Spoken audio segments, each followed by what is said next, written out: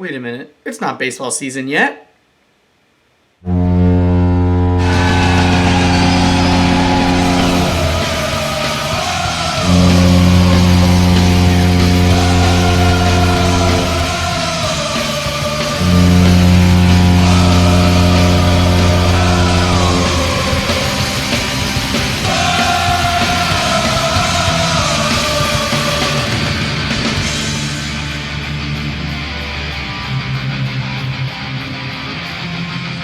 If you wish that the Ducks would continue to play like they have, subscribe to this YouTube channel. Alright, my friends, there's literally nothing to talk about. And yes, I do wish it was baseball season because I'm kind of getting over watching hockey this year, given that my team just doesn't try. And doesn't try can easily sum up the two games that we played on these back-to-backs. In 2 combined games, yes, I'm combining, the Ducks lose by a combined score of 10-0. 10-0. Unacceptable. And I'd want to say unacceptable like that squealy voice from Adventure Time, but alas, I can't do it. So, I can say at least the shots margin wasn't terrible, but at this point, given how lost the season is, it's kind of been hard to focus on shot counts like I did as much as I did early in the season. I mean, the Ducks would have their chances, but either they take stupid penalties in the case of like Brett Leeson in the Toronto game taking a stupid penalty, Dmitry Kulikov taking another bad penalty, Bruh. and also just overall incompetence. For the Ottawa game, we cannot beat Cam Talbot because when he plays the Ducks, he turns into our overlord. And yet playing Ilya Samsonov, a goalie who has struggled his whole career in the case of the Toronto game, you can't even beat that guy, and yet he was Swiss cheese with Washington? Ugh. I will say this, though. Lukas Dostal, who is our future goalie, got himself some playing time in both games. Well, in both games because John Gibson got pulled because the dude can't stop a beach ball. So, while Dostal really struggled to start the game, in the Senators game, I will give him praise. He made an unbelievable save on a 3-on-0 breakaway. Take a look.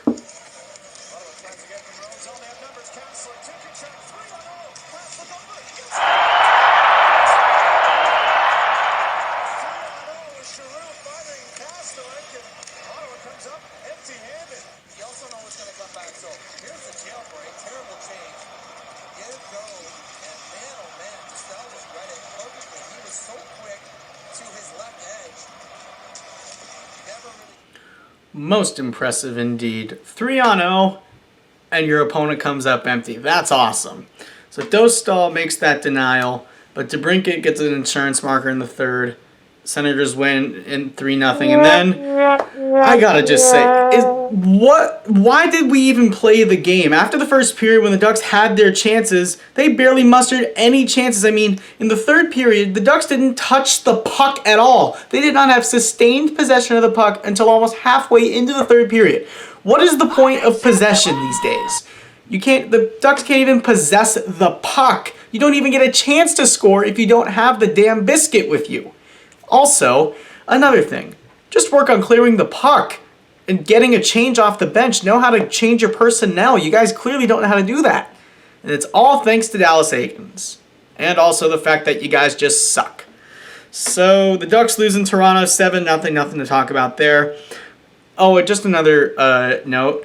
John Gibson now has an undisclosed injury. Ouch! And with Anthony Stolarz not on this road trip with us, you might be asking yourself, who's our other goalie?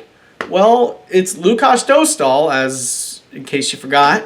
And then from the AHL, a guy who's actually been pretty bad this season. His name is Olli Erikssonek. And if you're thinking Erikssonek, why do I know that name? That's because I've mentioned Olli Erikssonek's brother on the Minnesota Wild, Joel Erikssonek. So from at the Ducks feed, thank you for this, I read. After an undisclosed injury to Gibson last night, Olli Erikssonek has been called up from the San Diego Gulls, our AHL affiliate. Eriksson Ek has been horrifically awful with the goals. 7 games he's played with a save percentage of .844 and a 4.94 GAA, goals against average. Oh, God. It's, my friends, I might have to make these prediction scores into football scores with how bad that sounds. And we're playing a team who I expect will blow us out, even though they are on back-to-backs. It's the Montreal Canadiens. Let's take a look at them. The Montreal Canadiens have 2 very strong offensive catalysts on their team. And this season, they are Cole Caulfield and Nick Suzuki. So Cole Caulfield, who I believe is in the works for an extension, leads the team in goals with 16. He has 9 assists overall for 25, as well in that total, overall of 25 points. As for Suzuki, he leads in assists and points, 15 assists, 29 overall points. The other 14 of them are goals. Caulfield is second to Suzuki in points with 25. So keep your eye on those two, number 22 and 14 respectively, Caulfield and Suzuki. Other strong offensive catalysts include Mike Matheson, a defenseman who's picked up 4 assists in his last 5 games, 6 points, 9 games played. Nice. A goal and 5 assists. Josh Anderson has 3 goals in his last 5 games. That's a solid offensive catalyst. He tied for his second career high in goal scoring in 2021, tying his second high from 2017-18. Keep your eye on Josh Anderson wearing number 17. And let's also keep an eye, I believe we should also keep an eye on Sean Monahan. Monahan has 17 points overall this season, which is good for 4th on the team. 6 goals, 11 assists for 17 points. And another guy just for this name, and he's actually been a pretty decent offensive defenseman. I really hope I pronounced this guy's name right. Arbor Jacquage. In case you're wondering what that is, how that is spelled, it is spelled Xhekaj. Jacquage. I believe that's how you pronounce it. And of course, I am not French, so I wouldn't know. Jacquage is actually the first defenseman in NHL history, and I believe the first player in all of the over 100-year NHL history for his last name to be worn on a jersey that starts with the letter X. Impressive. Keep your eye on Jacquage with 4 goals and assists each for 8 points in 26 games, wearing number 72. For the Ducks, I mean, I still have to talk about our guys who have the most goals, and because even though they're a bad team. And of course, Troy Terry is that guy, leading still in all major offensive categories, leading in all of goals and assists and points, 11 and 16 for 27 respectively. Trevor Zegras is second in points with 23. He's overall got 10 goals and 13 assists to make for that total. Cam Fowler's jumped into 3rd place with 15 points, 3 goals and 12 assists. McTavish has been pretty solid with 14 points, which is tied for 4th, 4 goals and 10 assists. Over their last 5, Cam Fowler has 2 points and 2 assists. Even though I've ripped Brett Leeson a few times, he still has 2 goals in his last 5 games, which is just crazy. 3 goals, 1 assist for 4 points. He's not much of anything. And I think maybe one last guy to watch. Let's say Jakob Silfverberg. I mean, he's at least picked up some points. He's got 6 overall this season. His production hasn't been great. He's only got he's got a goal in his last 5 and a point in his last 5 games. So, not going on there. Check that, actually. He's got 2 points in his last 5 games. I mean, he's trying, at least. I mean, he's at least not totally checked out like some of our other players. As for the predictions, I have the Ducks. If you're going to play Dostal again, it's going to be a little better. But if you have to play Ole Eriksson Ek with that statistic I mentioned, oh God.